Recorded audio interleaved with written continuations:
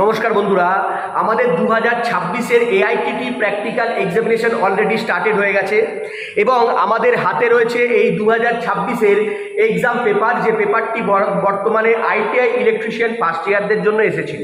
তো এই যে তিনটে প্রশ্ন, তার যে এক্সাম কপি আমাদের লিখতে হয়, সেই কপি আমরা আজকে আপনাদের সঙ্গে শেয়ার করব এবং সেই এক্সাম কপির সাথে সাথে এই প্রশ্ন তিনটি থেকে আপনাদেরকে ভাইভাতে কি কি ধরনের প্রশ্ন জিজ্ঞাসা করতে পারে সেই সমস্ত প্রশ্নগুলি আপনাদের সঙ্গে এখানে শেয়ার করতে এসেছি। তো যারা ভিডিওটিতে উপস্থিত হয়ে গেছেন, ভিডিওটিকে 1 সেকেন্ডের জন্য স্কিপ করার কথা মনে আনবেন না।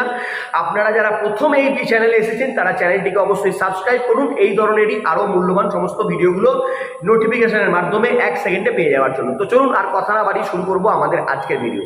দেখুন, আমাদের প্রথম যে কোয়েশ্চেনটি দেওয়া ছিল, test and identify fault in domestic and industrial wiring installation and carry out repair. যদি আমাদের ডোমেস্টিক অথবা ইন্ডাস্ট্রিয়াল ওয়্যারিং ইনস্টলেশনে কোনো ধরনের ফল্ট হয়, সেই ফল্টটিকে খুঁজে বার করা এবং সেটিকে রিপেয়ার করা, এবং তারই সাথে সাথে তার ওপেন সার্কিট, শর্ট সার্কিট এবং আর্ক ফল্ট টেস্ট করে দেখা। তো তার জন্য আমরা প্রথমে যেটা করেছি, দেখুন এখানে দেখতে পাচ্ছি আমরা জব টাইটেলটি দেখা যাচ্ছে। এই যে জব টাইটেল, এই জব টাইটেলে আমাদের যে কোয়েশ্চেনটি ছিল সেই কোয়েশ্চেনটি আমরা হুবহু এখানে লিখে নিয়েছি। এরপরে আমরা চলে আসছি আমাদের required tools, equipment, material list with specification.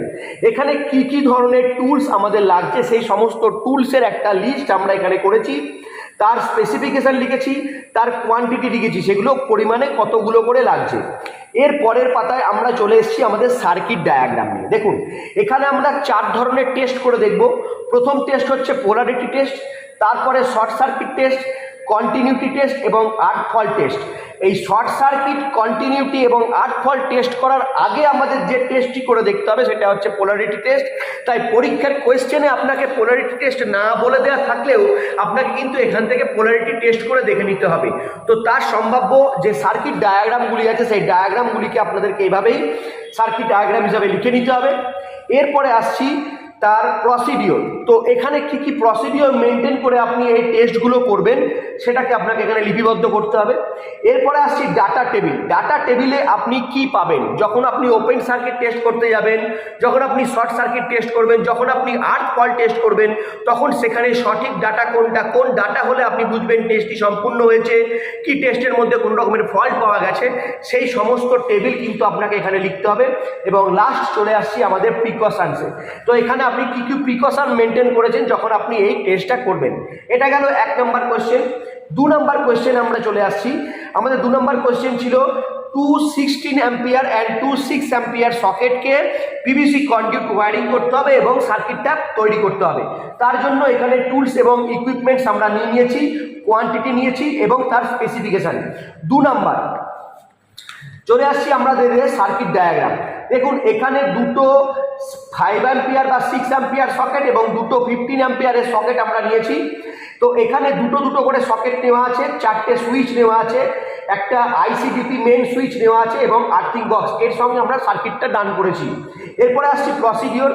এই যে কানেকশন ডায়াগ্রাম আপনারা দেখতে পাচ্ছেন, সেই সার্কিট ডায়াগ্রাম অনুযায়ী আমাদের এখানে সমস্ত কানেকশানগুলো করে নিতে হবে। তার ডাটা টেবিলে আমরা কি কি পেয়েছি, কোথায় কি কাজ করছে, অবজারভেশন টেবিল থেকে আমাদের সেখানে বসিয়ে নিতে হবে। এবং লাস্টে আসছে তার প্রিকশন। এখানে আমরা এই টেস্টগুলো করে দেখার সময় কি কি প্রিকশন বা সাবধানতা অবলম্বন করব। নেক্সট আমাদের লাস্ট কোয়েশ্চেন আসছে, to conduct load test on single phase transformer and determine it's efficiency. একটি সিঙ্গেল ফেজ ট্রান্সফরমারের অনলোড টেস্ট করতে হবে এবং তার এফিসিয়েন্সি নির্ণয় করতে হবে। তার জন্য আমাদের টুলস এবং ইকুইপমেন্ট কী কী লাগছে, সার্কিট ডায়াগ্রাম, ট্রান্সফরমার, একদিক সাইড প্রাইমারি, একদিক সাইড সেকেন্ডারি, সেকেন্ডারিতে লোড কানেকশন করা হবে, watt meter, ampere meter, volt meter, প্রাইমারির দিকে ক্রসফাই মিটার, ভোল্ট মিটার এবং অ্যাম্পিয়ার মিটার এবং একটি রিওস্ট্যাট বা ভ্যারিয়াক আমাদের কানেকশন করতে হবে। এরপরে আমরা চলে আসবো এর প্রসিডিওরে। যেমন সার্কিট ডায়াগ্রাম এঁকেছি ঠিক সেই অনুযায়ী সেটা মেনটেন করে আমাদের এখানে প্রসিডিওরটি করতে হবে। এরপর এফিসিয়েন্সি ক্যালকুলেশন। ট্রান্সফরমারের যে এফিসিয়েন্সি থাকে তার ক্যালকুলেশন করার সূত্র থাকে। এফিসিয়েন্সি ইজুগাল টু হচ্ছে আউটপুট বাই ইনপুট, অর্থাৎ যে আউটপুট পাওয়ার ট্রান্সফরমার থেকে বেরোচ্ছে এবং যে ইনপুট পাওয়ার আমরা ট্রান্সফরমারে ইনপুট দিয়েছিলাম তাদের মধ্যে যদি আমরা রেশিও করি বা ফ্যাক্টরাইজেশন করি তাহলে সেটাই কিন্তু তার এফিসিয়েন্সিকে নির্দেশ করে। যদি পার্সেন্টেজ এফিসিয়েন্সি বের করতে হয় তাহলে 100 দিয়ে মাল্টিপ্লাই করতে হবে, তাহলে আমাদের পার্সেন্টেজ পার্সেন্টেজ এফিসিয়েন্সির মান বেরিয়ে যাবে। তার সম্ভাব্য ডাটা টেবিলটা আমরা এখান থেকে বের করে নিয়েছি এবং লাস্টে তার প্রিকশন কী কী মেনটেন করলাম সেটাও কিন্তু আমাদের এখানে বের করা হয়ে গেছে। এইবার প্রশ্ন হলো, এই তিনটি প্রশ্ন থেকে আপনাদেরকে কোন কোন ধরনের ভাইভা কোয়েশ্চেন ধরতে পারি। তাহলে প্রথম টেস্ট যেহেতু আমাদের দেওয়া আছে, identify faults in domestic and industrial wiring installation. তাহলে ইন্ডাস্ট্রিয়াল ওয়্যারিং ইনস্টলেশনে যেই ধরনের ইকুইপমেন্টগুলো ব্যবহার করা হয় তার সিম্বল কিন্তু আপনাকে ভাইভা কোয়েশ্চেনের সময় আঁকতে দিতে পারে। আচ্ছা, একটি সিঙ্গেল ওয়ে সুইচের সার্কিট ডায়াগ্রাম বা সিম্বল আঁকো, একটি 2 ওয়ে সুইচের সিম্বল আঁকো। সিঙ্গেল ওয়ে সুইচ আর 2 ওয়ে সুইচের মধ্যে কোথায় পার্থক্য আছে? যদি একটা 5 অ্যাম্পিয়ার সকেট হয় কেমন দেখতে হবে? যদি একটা 16 অ্যাম্পিয়ার সকেট হয় কেমন দেখতে হবে? যদি একটা 16 অ্যাম্পিয়ার সকেট কুইক সুইচ হয় তাহলে কেমন দেখতে হবে? আর্থিংয়ের চিহ্ন কেমন হবে? এই ধরনের যে সিম্বলিক কোয়েশ্চেনগুলো আছে সেগুলো কিন্তু আপনাদের প্রথম টেস্ট থেকে ধরতে পারে। এইবার চলে আসবে, আচ্ছা বলো তো ইনসুলেশন রেজিস্ট্যান্ট টেস্ট মানে কি? আইআর এর পুরো কথা কি? ইনসুলেশন রেজিস্ট্যান্ট টেস্ট করতে গেলে কোন ইনস্ট্রুমেন্ট দিয়ে করা হবে? মেগারের পুরো ফর্ম কি? ইনসুলেশন রেজিস্ট্যান্স বাদেও আমরা এখানে কি কি টেস্ট করি? আর্থ রেজিস্ট্যান্ট টেস্ট, আর্থ ফল্ট টেস্ট করার জন্য আমরা কোন ধরনের ইকুইপমেন্ট ব্যবহার করব? Short circuit open circuit test করার জন্য আমরা কি ইকুইপমেন্ট ব্যবহার করব? এই ধরনের প্রশ্নগুলো কিন্তু আপনাদের প্রথম প্রশ্নটি থেকে ভাই আসতে পারে। দ্বিতীয় যে জবটি দেওয়া আছে সেটা হচ্ছে আমাদের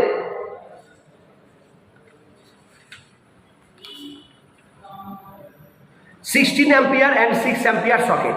তো এই 16 অ্যাম্পিয়ার এবং 6 অ্যাম্পিয়ার সকেটের কানেকশন ডায়াগ্রাম করতে গেলে সেখানেও কিন্তু সমস্ত সিম্বলিক কোয়েশ্চেনগুলো আপনাদের ধরতে পারে।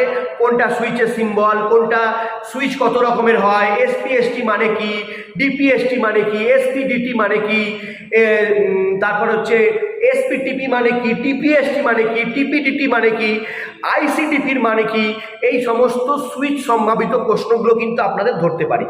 এরপর লাস্ট আপনারা চলে আসবেন ট্রান্সফরমার। ট্রান্সফরমার কাকে বলে? ট্রান্সফরমারকে কেন স্ট্যাটিক ডিভাইস বলা হয়? ট্রান্সফরমারের কটা ওয়াইন্ডিং থাকে? প্রাইমারি ওয়াইন্ডিং কাকে বলে? সেকেন্ডারি ওয়াইন্ডিং কাকে বলে?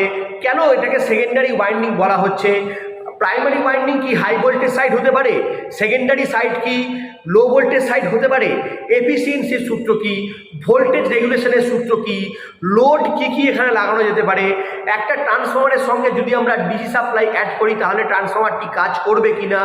এই সমস্ত সম্ভাব্য এমসিকিউ কোয়েশ্চেনগুলো কিন্তু আপনাদের ভাইভা আকারে আপনাদের ভাইভার সময় ধরতে পারে। তো যারা চাইছেন এই সমস্ত প্রশ্নগুলোর যথাযথ উত্তর জানতে, তাই অবশ্যই আমাদের চ্যানেলটাকে সাবস্ক্রাইব করে নিন, কারণ আমরা কালকে সকাল ঠিক 8টার সময় আপনাদেরকে এমন 30টা কোয়েশ্চেন জানাবো যে ভাইভা প্রশ্নগুলো আপনাদের এবারে 2026-এর এই প্রশ্নগুলি থেকে আপনাদের ভাইভায় জিজ্ঞাসা করা হতে পারে। তো যদি সেই সমস্ত প্রশ্নগুলো আপনাদের জানতে হয় এবং তার সঠিক উত্তরটি জেনে নিতে হয় তাহলে অবশ্যই চ্যানেলটিকে সাবস্ক্রাইব করে রাখতে হবে, পাশে থাকা বেল আইকনটি প্রেস করতে হবে। আপনাদের সঙ্গে রয়েছিলাম আমি এতক্ষণ, আমি সুদীপ্ত বণিক, এবং আপনারা দেখছিলেন আমার ITI career with Sudipta YouTube channel. তো চলুন বন্ধুরা, আর দেরি করব না, শেষ করব আমাদের আজকের ভিডিও। তবে যাওয়ার আগে বলে দিই, যারা চ্যানেলে নতুন এসেছেন চ্যানেলটিকে সাবস্ক্রাইব করতে ভুলবেন না। দেখা হচ্ছে পরের ভিডিওয়ে, ততক্ষণ পর্যন্ত সকলে ভালো থাকুন, সুস্থ থাকুন এবং সকলকে ভালো রাখুন। নমস্কার।